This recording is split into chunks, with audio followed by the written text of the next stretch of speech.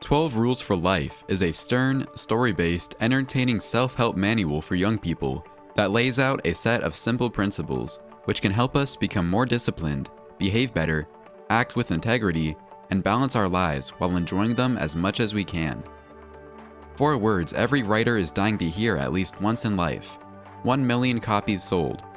But you wouldn't expect to hear them 4 months after the publication of your second book. Then again, Jordan Peterson's 12 Rules for Life isn't just a book. As for his first one, Peterson spent years collecting and refining the ideas that would create a sort of blueprint for a good life. This time, however, the book didn't flop and sell less than 500 copies. Since its publication in January and Peterson's accompanying world tour, 12 Rules for Life completely exploded, dominating bestseller lists around the globe. Suddenly, millions view, listen to, and follow Peterson on social media. He's racked up over $60,000 in monthly donations through Patreon, and of course, 1 million copies sold. Whether he's just struck the right nerve at the right time or put his finger on true significance and meaning, only time will tell.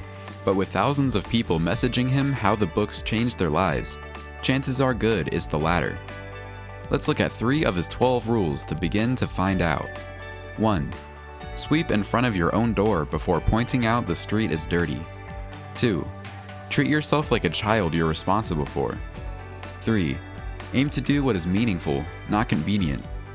These form the premise Peterson's book is built on and thus, the context for understanding why it's been such a success. Let's go. Lesson 1. Before you judge the world, take responsibility for your own life. Life isn't fair. We all learned that one way or another. Some of us sooner, some later, some in small ways, some from terrifying blows. But we all realize it eventually. Like the Russian writer Leo Tolstoy, who in his short philosophical piece, A Confession, concluded there are only 4 reasonable responses to the absurdity of life. 1. Ignorance, like a child refusing to accept reality. 2. Pleasure, like an addict on the hedonic treadmill. 3. Suicide. 4. Holding on despite everything. Even though he concluded suicide was the most honest answer, Tolstoy himself chose the last option, forever struggling on, which tells you a lot about his and Peterson's beliefs about a good life. No matter how unfair life gets, you should never blame the world. There's always someone who suffered worse than you, like Viktor Frankl, for example. Besides, even though the future may sometimes look bleak, if you can focus on taking responsibility and keeping your own house clean, so to speak, you'll find the bad times will pass. Lesson 2. Care for yourself like you would for a loved one. Have you ever gotten a prescription from the doctor and thought, nah, I don't need that? Over 1/3 of people do it regularly. According to Peterson, it's neither smart nor smug. It's a subversive form of self-punishment. We do it a lot, and as a result, tend to take better care of others than ourselves. Peterson suggests that this is a consequence of our inability to deal with the insanity of life described above. Just like Adam and Eve had to taste the forbidden fruit of knowledge, we too indulge in our dark sides from time to time, and thus feel we deserve punishment. But as with the unfairness of life, we all got thrown out of the Garden of Eden. Like yin and yang, we all carry both light and dark inside us. One can't exist without the other. That means instead of just striving for either one, we should seek balance, which is why his second rule is to care for yourself like you would care for a loved one. Do what is best for you, even though it might not always make you happy. Lesson 3. Seek meaning through sacrifice, not happiness through pleasure. Balancing your light and your dark side can take many different forms. Sometimes, it may be staying in bed to get healthy, even though you want to work. Other times, it might mean staying late at work on a Friday. However, it looks like it always involves choosing meaning by making a sacrifice, rather than temporary happiness by choosing pleasure.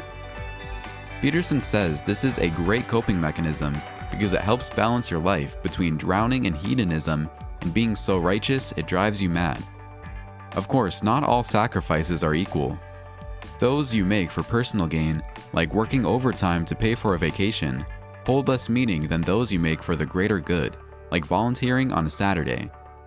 Even though it might feel like it when you do it, sacrifice is never really about giving up rewards. It's about deferring them until you can get something even better, usually a feeling of wholeness or contentment.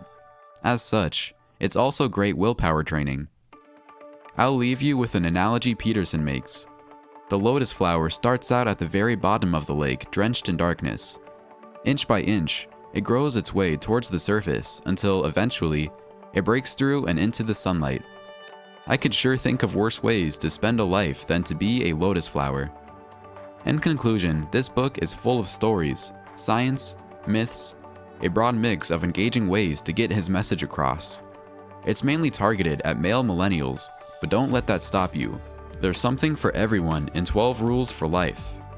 If you like audiobook summaries, you can check the description of this video. There you can find a link that gives you a free trial of Blinkist, which is the best platform to get book and audiobook summaries. Check the link in the description below to try it for free. Would you like to download the PDF abstract file of this audiobook summary? Just check in the description of this video to get it for free.